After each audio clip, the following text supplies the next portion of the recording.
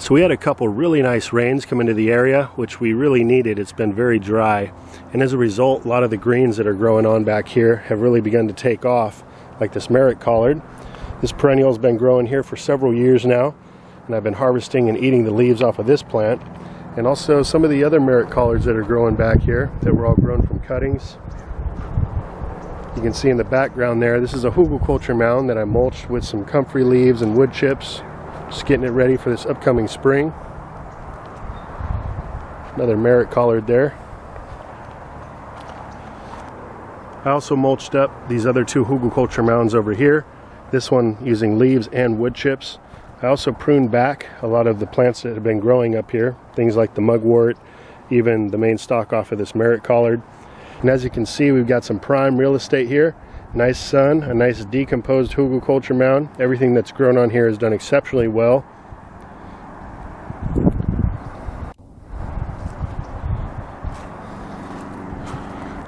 I recently removed some of the dead leaves that were on these banana trees here. Now it can be beneficial to leave them on as it can help to insulate the plant throughout the winter, but I don't think it's going to be an issue.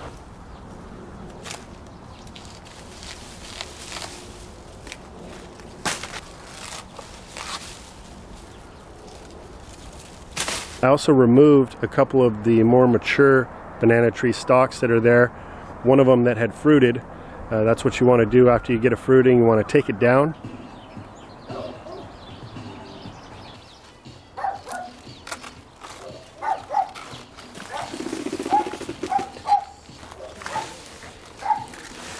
And here's what we ended up with on the bananas.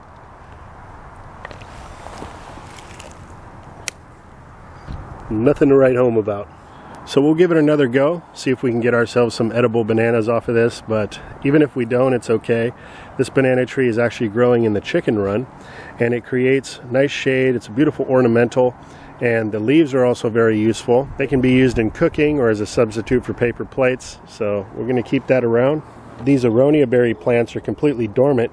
I'm going to go around and do a bit of thinning out of the center of these plants, which will give me another opportunity to take some cuttings and see if I can propagate some more of these.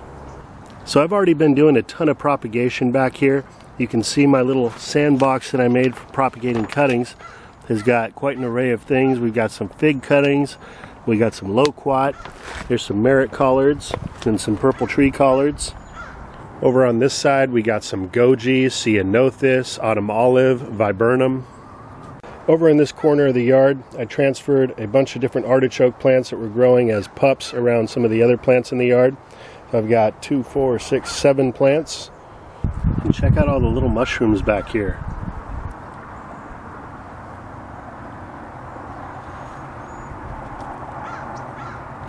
If you think you might know what types of mushrooms these are, I'd love to hear from you, so shoot me a comment below the video.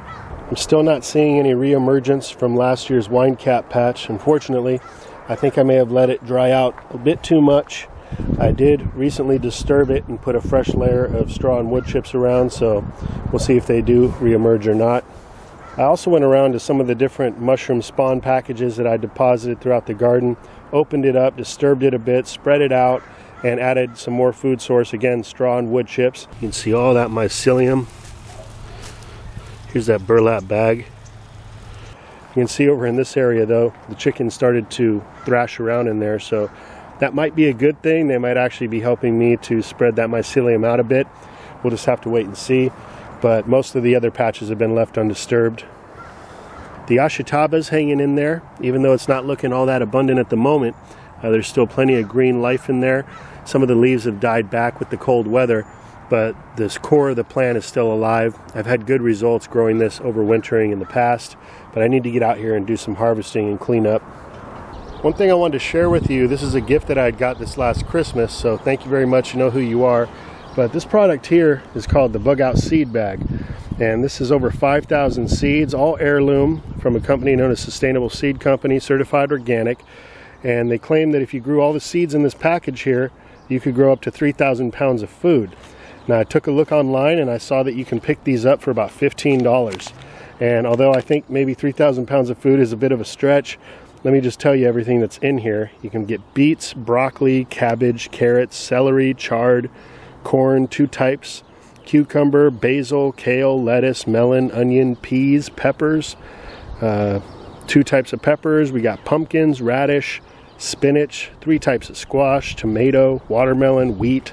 So receiving this gift has really got me more passionate and thinking about growing out a lot more annuals. I used to be a lot more into that, and as of late I've been establishing a whole lot of perennials in this backyard food forest design. So I'm going to have to dedicate a little bit of space for maybe some row crops and do some annual gardening this year. Looking forward to that.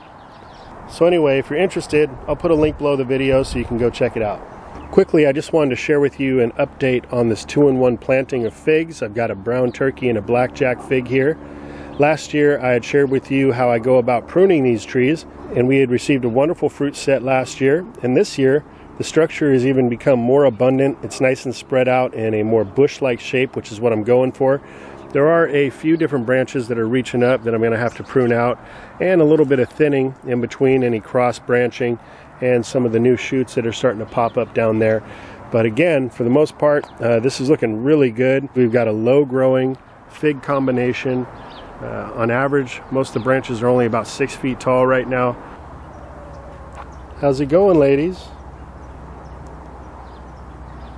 Enjoy the rest of your evening.